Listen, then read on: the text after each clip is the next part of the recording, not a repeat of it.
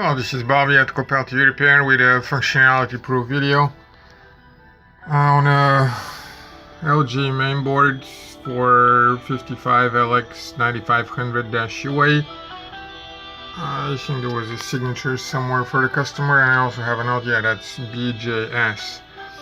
The board had a burned switch for the power for the T-con, and it was pretty badly burnt, and there was a lot of smoke. There actually still is some ashes around the bottom of the coil here and around the IC that I haven't cleaned. But more importantly, the burn was so solid, it was actually on the PCB itself. This is a multi-layer board, which is to say that the board itself is made as a wafer of several different layers of conducting tracks, not several different layers of metal. Portion of that metal is etched or removed, but portions of it stays in so that it can connect different points across the board, and it's more than one layer. The most simple boards have only one layer, usually on the bottom. The more complicated ones have two layers, and modern boards have as many as 16, 17, or 6 or 7. Honestly, I don't know, but a lot of layers. And the problem when there is a solid burn is that this burn makes the material that is not the conductive material. Those are, let me see where my finger is.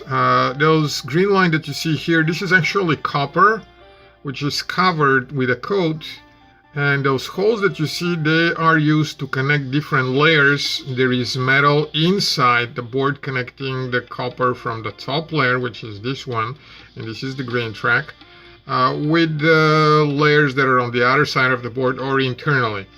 Well, here where the burned switching transistor was, the PCB, which is some material that is non-conductive, that is used as a base for laying the copper on top of it, was burned so bad that it actually becomes conductive.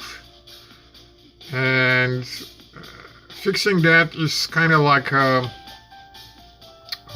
fixing molds or fixing a toothache. You have to go and remove all the bad stuff, and you gotta hit firm and solid tooth, or you gotta get to the point of the wall where it's dry and clean and not leave anything that is bad. And this is what happened here, and that's why it looks so bad, and it looks a bad patch. But importantly, the important thing is it does work. This is not a common failure for this board. I have seen it a few times before. I have not seen one that is that bad, but I have seen mostly as a result of this connector on top being inserted improperly and shorting the 12 volts that normally go to the T-con board. This is, if not the first, then the second time I see somebody seeing that happening spontaneously while they were watching the TV. And what I'm thinking is it's possible it may have been the board that burned and not the component. The component may have been overheating, and just the board baked to a point where it just became conductive. And the reason I'm thinking of that is the first time I patched it, I did not do a good job, I admit it.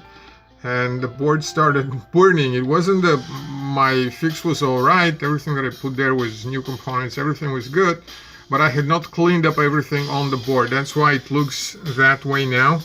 That metal that you see there, that's from a middle layer, that's ground. I'm going to put some coating on top of that after I take the board out.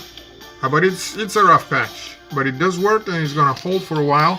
What I'm going to say to the customer is I'm not going to be reflowing that board because presently it does not seem to be a need, but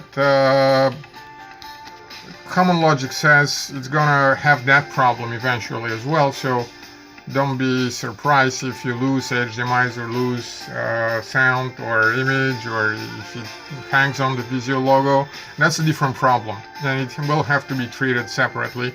I spent enough time on this, and I will not be messing more with the board. Thanks.